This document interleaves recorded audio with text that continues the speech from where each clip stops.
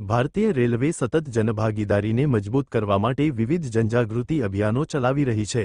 આ અભિયાન અંતર્ગત પશ્ચિમ રેલવેના રાજકોટ મંડળ દ્વારા લોકોને યોગ્ય ટિકિટ લઈ મુસાફરી કરીને રાષ્ટ્ર નિર્માણમાં યોગદાન આપવા માટે પ્રેરિત કરવાના ઉદ્દેશ્ય સાથે આજે રાજકોટ રેલવે સ્ટેશન ખાતે રેલવેના સ્ટાફ દ્વારા નુક્કડ નાટકનું આયોજન કરવામાં આવ્યું હતું। સાથે જ આ વિષય પર સ્કૂલના બાળકો માટે યોજાયેલ ચિત્રકળા સ્પર્ધાના વિજેતાઓને સન્માનિત કરવામાં આવ્યા હતા। આ પ્રસંગે રાજકોટના માનનીય મેયર શ્રીમતી નયનાબેન પેડડિયા ઉપસ્થિત રહીને બાળકોને ઇનામ આપીને પ્રોત્સાહન આપવામાં આવ્યું હતું। અહેવાલ ગિરિરાજસિંહ રાણા। પશ્ચિમ રેલવે દ્વારા આજે મેરી ટિકિટ મેરી શાન વિકસિત ભારત મેં મેરા યોગદાન આ કાર્યક્રમની અંદર નુક્કડ નાટક પણ દેખાડવામાં આવેલું હતું કે આપણી નૈતિક ફરજ છે કે ક્યાંય મુસાફરી કરીએ તો રેલવેની મુસાફરી કરવામાં ટિકિટનો ફરજિયાત આપણે લેવી જોઈએ, પ્લેટફોર્મ ટિકિટ પણ લેવી જોઈએ। ઘણી વખત મુસાફરો છે એ ફ્રીમાં મુસાફરી કરી લેતા હોય છે।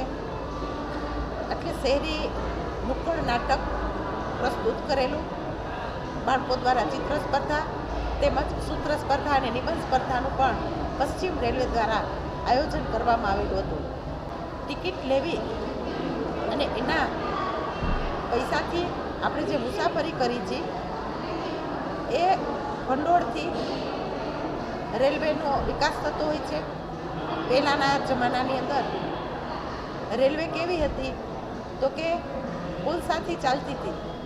મુસાફર જ્યારે બેઠા હોય ત્યારે એના સ્થાન ઉપર પહોંચે ત્યારે એને એટલી બધી કોલસાની કાળી ધૂળ ઉડતી હોય કે એનો ચહેરો પણ ઓળખાતો ન હોય।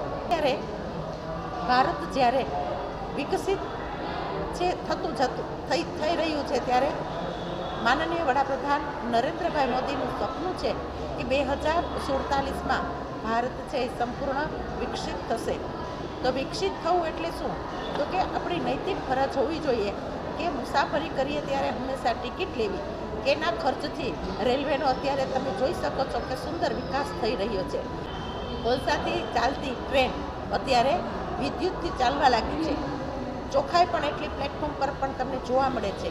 ડિજિટલનો જમાનો હોય તો ઓનલાઈન ટિકિટ પણ તમે લઈ શકો છો અને તમારા પ્લેટફોર્મ ઉપર સંપૂર્ણ માહિતી તમને મળતી હોય છે। તો આપણી પણ ફરજ છે કે આ અભિયાનની અંદર ભારતને વિકસિત બનાવવા માટે આપણી ફરજો આપણે નિભાવીએ।